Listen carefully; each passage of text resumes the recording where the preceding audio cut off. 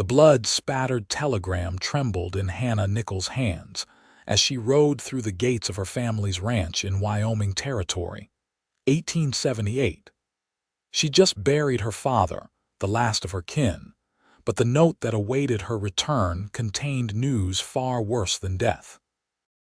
Her stepmother and stepbrothers had declared her father's debts too great, and his will invalid. She had until sundown to vacate the only home she'd ever known. Hannah scrambled to gather what little she could claim as truly hers: her mother's silver locket, a small pouch of coins, 2 dresses, and her father's old pistol. Before she could finish, her stepbrother Silas appeared in the doorway. "Time's up," he sneered, flanked by his younger brother Jeremiah. "We've got buyers coming tomorrow, and they don't want to see your face around here." "My father built this ranch with his bare hands," Hannah said, her voice steady despite the fear coursing through her veins. "I have rights to." The back of Silas's hand connected with her cheek before she could finish. "You have rights to nothing, girl. Father always did say you weren't worth the trouble of raising." Hannah's fingers curled around the handle of her father's pistol, but Jeremiah was faster, wrenching it from her grasp and tossing it across the room. "Take her to the North Pass," her stepmother's voice commanded from behind them. Eleanor Nichols stood in the doorway, dressed in black that did nothing to hide the satisfaction in her eyes. "Let the mountains have her." "But that's 20 miles from the nearest town," Hannah protested as her stepbrothers grabbed her arms. "There's a storm coming." Eleanor's smile was cold as the wind beginning to howl outside. "I know." The journey was brutal. Thrown across Jeremiah's horse like a sack of flour, Hannah was carried into increasingly rugged terrain as daylight faded and the first snowflakes began to fall. When they finally stopped, Silas dragged her from the horse and threw her to the ground. "Consider yourself lucky," he said, looking down at her huddled form. "Pa wanted to marry you off to Blackton to settle his debts, but this way we can sell the land outright." They took her horse, her coat, and her boots, leaving her with nothing but her simple dress and the small bundle of belongings she'd managed to hide in her petticoats. The last thing Hannah heard was their laughter fading into the gathering storm as she struggled to her feet. The temperature dropped rapidly as darkness fell completely. Hannah stumbled forward, each step more difficult as the snow accumulated and the cold seeped into her bones. Her thin dress provided almost no protection against the freezing wind that whipped through the mountain pass. "Just keep moving," she whispered to herself, teeth chattering violently. "Find shelter. Survive." But the mountains were unforgiving. After an hour, her limbs began to grow numb. After 2, she could no longer feel her fingers or toes. When she stumbled over a hidden rock and fell into a snowdrift, Hannah wasn't certain she had the strength to rise again. "Is this how it ends?" she wondered, staring up at the snow-filled sky. Her father had always said she was stubborn as the Wyoming winters, but now she wondered if that would be enough. Quentin Foster had been tracking the wounded elk for nearly 3 miles when the first snowflakes began to fall. He glanced up at the darkening sky with a frown, calculating how much daylight remained. Not enough to continue the hunt and still make it back to his cabin before the storm hit in earnest. "Come on, Copper," he called to his chestnut mare. "Time to head back." Quentin had spent 5 years in this remote corner of Wyoming Territory, preferring the solitude of the mountains to the chaos of towns and cities. At 32, he'd seen enough violence and death during his years riding with the Texas Rangers to last several lifetimes. These days, he was content with the simple existence he'd carved out for himself, hunting, trapping, and occasionally guiding travelers through the treacherous mountain passes.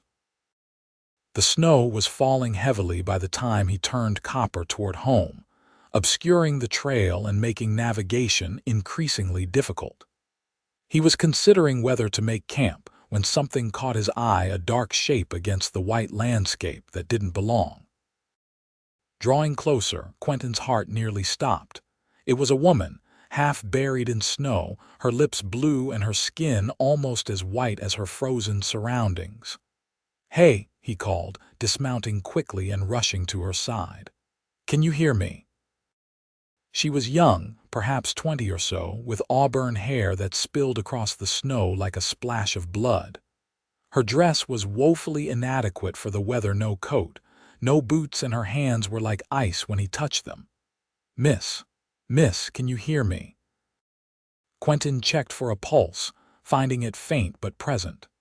Relief flooded him, but it was short-lived.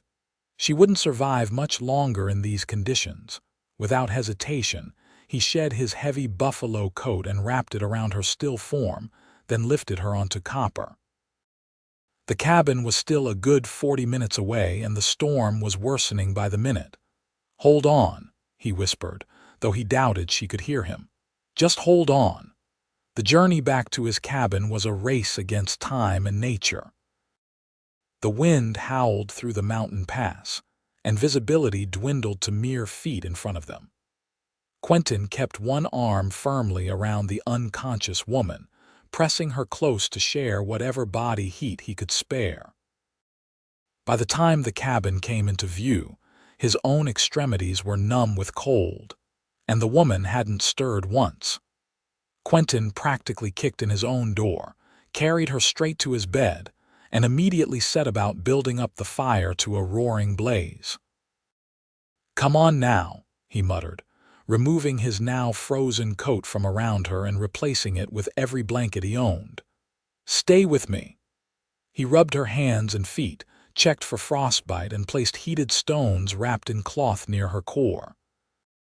For hours, he worked tirelessly, stopping only to stoke the fire or make broth in case she woke. It was well past midnight when Hannah finally stirred, her eyelids fluttering open to reveal eyes the color of summer sage. She stared at Quentin for a long moment, confusion evident in her gaze. "Am I dead?" she whispered, her voice barely audible. "Not if I have anything to say about it," Quentin replied, relief washing over him. Though it was a near thing. "What's your name?" "Hannah," she said, then winced as sensation began returning to her extremities. "Hannah Nichols." "Well, Hannah Nichols, I'm Quentin Foster, and you're safe now." She tried to sit up but fell back with a gasp of pain. "Where am I?" "My cabin, about 15 miles north of Oatman." He offered her a cup of broth, supporting her head as she sipped. "What in God's name were you doing out there with a storm coming and dressed like it was midsummer?" Hannah's eyes darkened. "I didn't have much choice in the matter." Slowly, painfully, her story emerged. Quentin listened without interruption, his expression growing grimmer with each revelation. When she finished, he was silent for a long moment, struggling to contain his anger. "These stepbrothers of yours," he finally said, his voice deceptively calm. "They have names." "Silas and Jeremiah," Hannah replied. "But what does it matter? They've taken everything. The ranch, my inheritance, even my horse." Her voice broke on the last word. "Not everything," Quentin said firmly. "You're still alive, which I suspect wasn't part of their plan, and that means you can fight back." Hannah laughed bitterly. "Fight back? How?" "I'm a woman alone with no money and no property. The law won't help me." Alina made sure of that by claiming my father was in debt. "Maybe the law won't," Quentin acknowledged, "but that doesn't mean justice is beyond reach." He tucked the blankets more securely around her. "First things first, though. You need to heal. The rest can wait." For 3 days, Hannah drifted in and out of consciousness as her body fought to recover from its ordeal. Quentin rarely left her side, tending to her with a gentleness that seemed at odds with his weathered appearance and calloused hands. He made broth and tea, changed the dressings on her frostbitten fingers, and spoke to her in a low, reassuring voice when nightmares jolted her awake. On the 4th day, Hannah woke feeling truly alert for the first time. Quentin was asleep in a chair beside the bed, his head tilted at an angle that would surely leave him with a sore neck. She took the opportunity to study him properly, the strong line of his jaw covered in several days' worth of stubble. The slight crook in his nose that suggested it had been broken at least once, the furrow between his brows that remained even in sleep. As if sensing her scrutiny, Quentin's eyes opened, revealing irises the deep blue of a mountain lake. "You're awake," he said, straightening with a wince. "How do you feel?" "Better," Hannah admitted, "though I'm not sure I'll ever feel warm again." Quentin smiled, and it transformed his face, softening the hard lines and revealing a dimple in his left cheek. "You will. The body forgets pain, even the cold kind." He rose and moved to the stove. "Hungry?" she nodded, surprised to realize she was ravenous. As Quentin prepared a simple meal of beans, dried venison, and cornbread, Hannah took stock of her surroundings for the first time. The cabin was small but well built, with tight seams that kept out the howling wind. A large stone fireplace dominated one wall, while the other held shelves filled with books, far more than she would have expected to find in a mountain cabin. The furniture was sturdy and utilitarian, clearly handmade but crafted with care. "This is your home?" she asked as Quentin brought her a plate. "For the last 5 years," he confirmed, settling back into his chair. "Not much, but it's all I need." "It's nice," Hannah said sincerely. "Reminds me of the cabin my father built when we first came to Wyoming, before the ranch house." A shadow crossed Quentin's face. "About your situation," he began carefully. "I've been thinking. Oatman's not much of a town, but they do have a sheriff. Once you're well enough to travel, we could—" "No," Hannah interrupted. "No sheriff." "Hannah, you don't understand," she said, setting aside her half-finished meal. "Elinor's brother is the territorial judge. There's no justice for me there." Quentin frowned. "Then what do you plan to do?" It was the question that had kept Hannah awake during the long hours of the night. "I don't know," she admitted, "but I won't be a victim again." The next day, Hannah insisted on getting out of bed. Her legs were wobbly and weak, but she refused Quentin's help, determined to regain her independence. "Stubborn woman," he muttered as she inched her way across the cabin, holding onto furniture for support. "Determined woman," Hannah corrected him with a small smile. "There's a difference." Quentin made a non-committal sound, but she caught the admiration in his eyes before he turned away. Over the following weeks, as winter settled fully over the mountains, a routine emerged. Quentin hunted and tended to his traps, while Hannah gradually took over the domestic tasks around the cabin. She insisted it was the least she could do in return for his hospitality, though in truth, she found comfort in the simple rhythms of cooking and cleaning. They talked during the long evenings, sharing stories by the firelight. Hannah learned that Quentin had been born in Texas, had fought for the Confederacy despite disagreeing with their cause, and had later joined the Rangers in an attempt to bring some order to the chaos of Reconstruction. What he'd seen there had eventually driven him into the wilderness, seeking peace in solitude.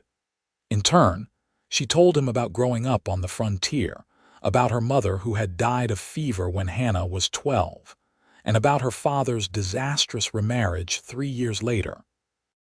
"He wasn't a bad man," she said one night as they sat before the fire. "Just lonely, and Elinor was clever. By the time he realized her true nature, it was too late." "And you stayed," Quentin observed. Hannah nodded. "It was home."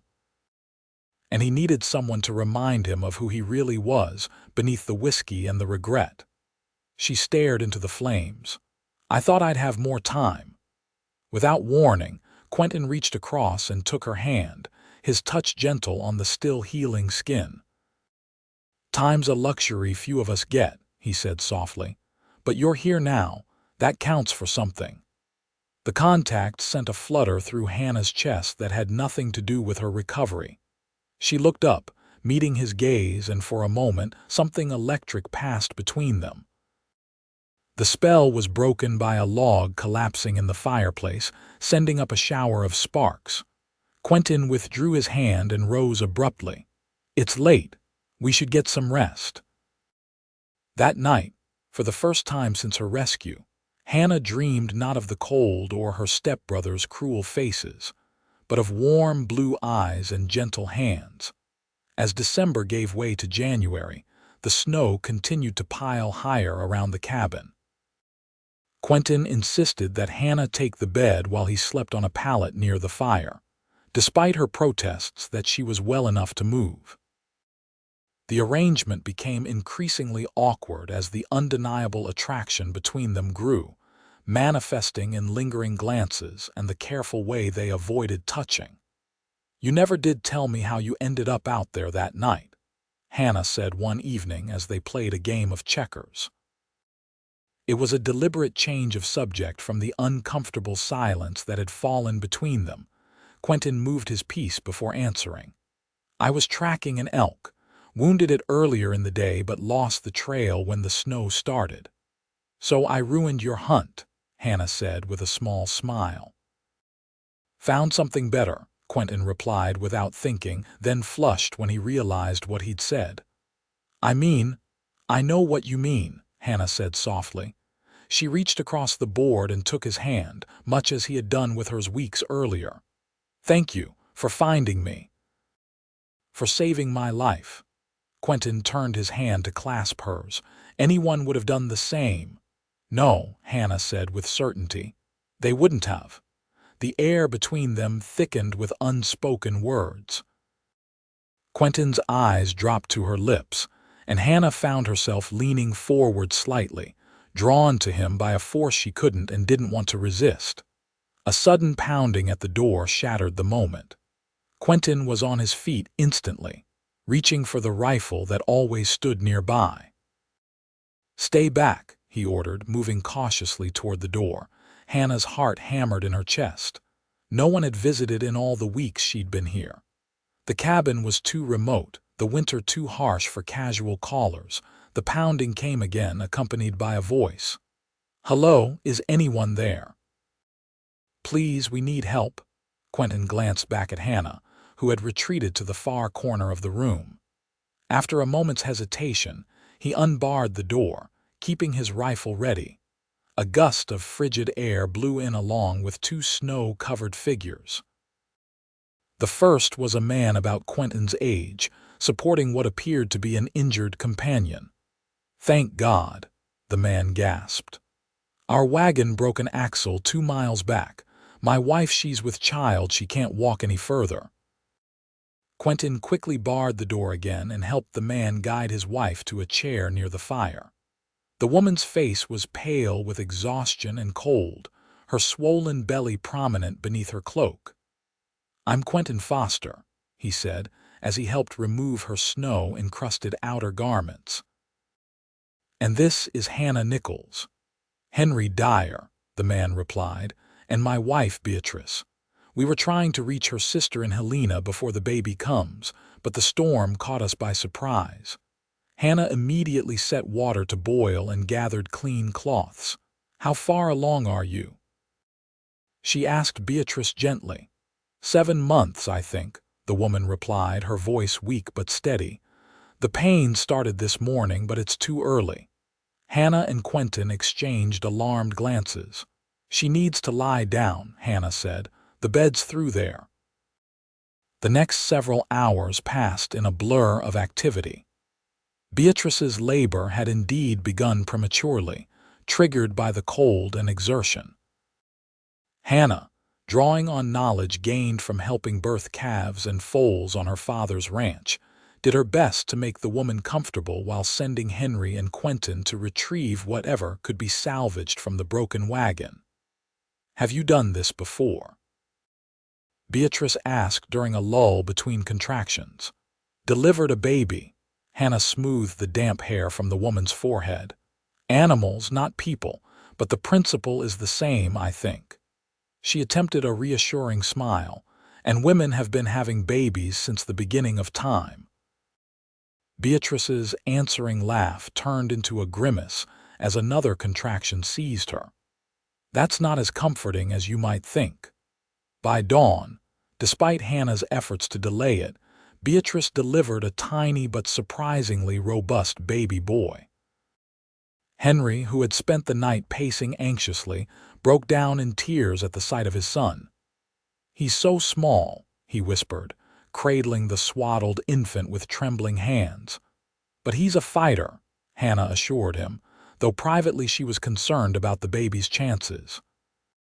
Born 2 months early in the dead of winter, far from proper medical care, the odds were not in his favor. Quentin, who had kept the fire blazing and water boiling throughout the night, now stood in the doorway watching the scene with an odd expression on his face.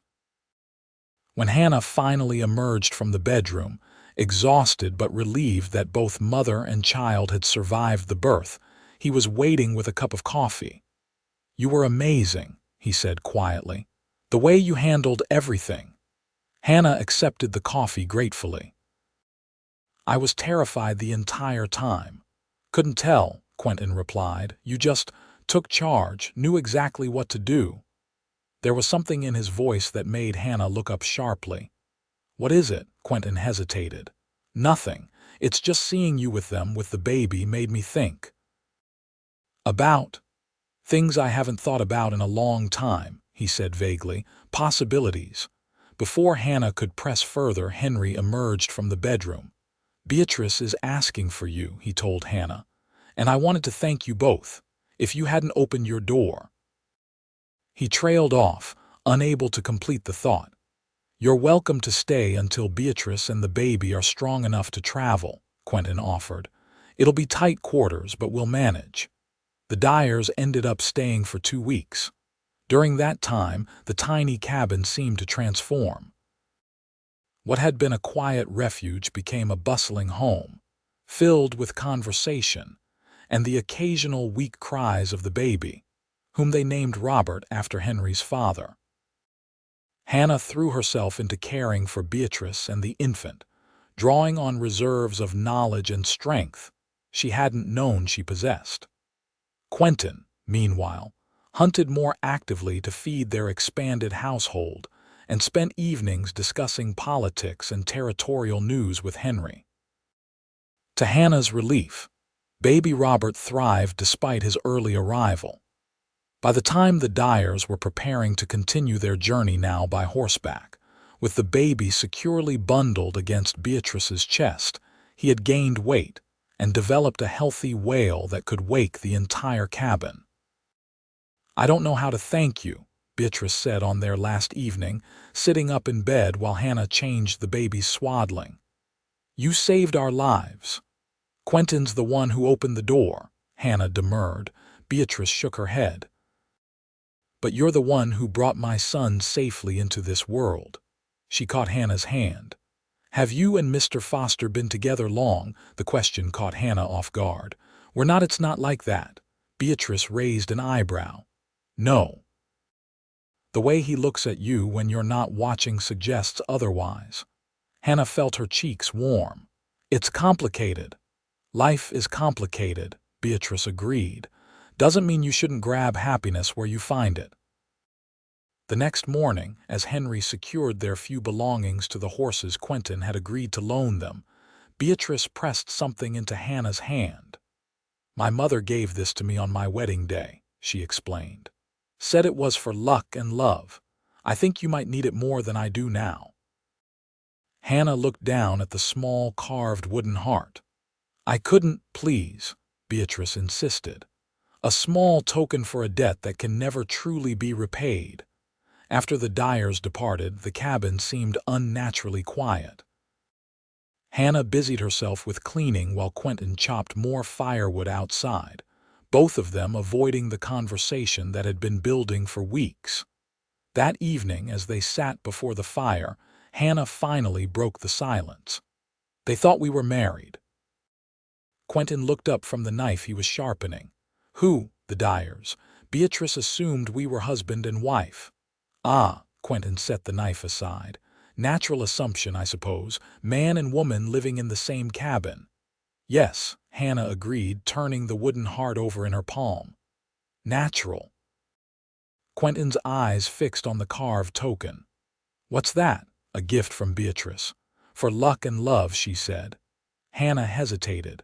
Quentin, I've been thinking. Spring will be here in a couple of months, and you want to leave, he interrupted, his expression closing off. Of course. You have your own life to rebuild. That's not what I was going to say, Hannah said quietly. I was going to ask if you'd consider coming with me.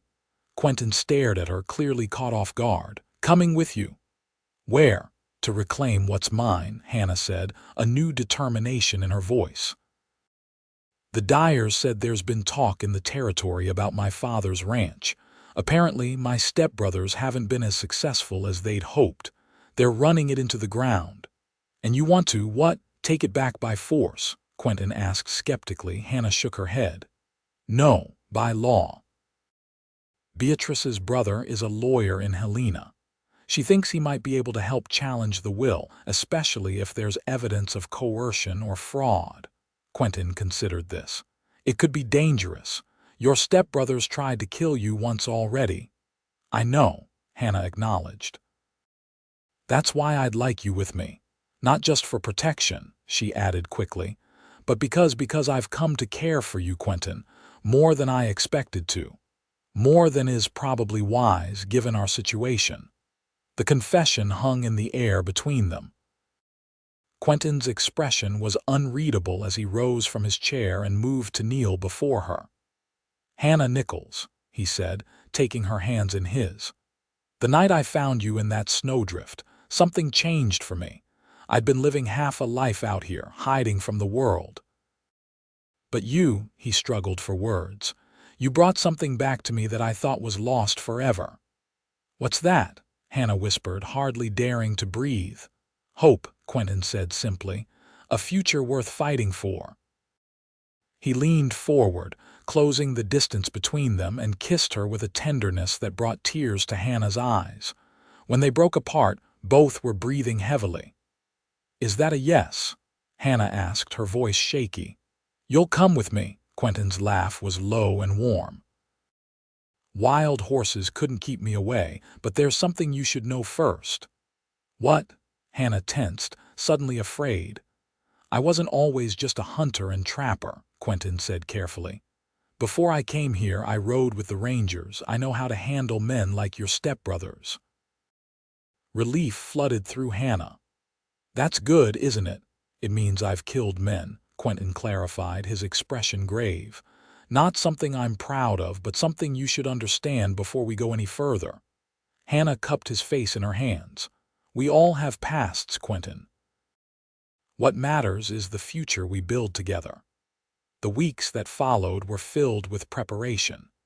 As winter began to loosen its grip on the mountains, Quentin and Hannah planned their journey to Hannah's former home.